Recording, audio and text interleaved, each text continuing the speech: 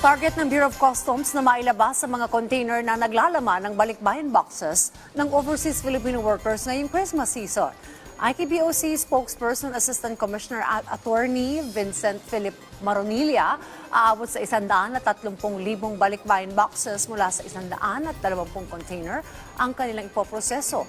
Nakipag-ugnay na rin ng customs sa mga may-ari ng balikbayan boxes para magbahagi ng tracking number. Kaugnay niyan, humiling din ang ahensya na tanggalin ang charges na papasani ng mga OFW kasabay ang paghahain ng reklamo sa ilang mga kumpanya.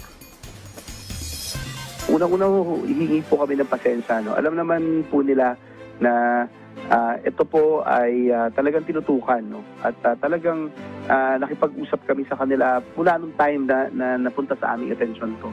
Matagal-tagal na rin po yung pinagsamahan namin ng mga pamilya ng OFWs and ang dami na frustrations on our end and their end because of the processes that we tried. No?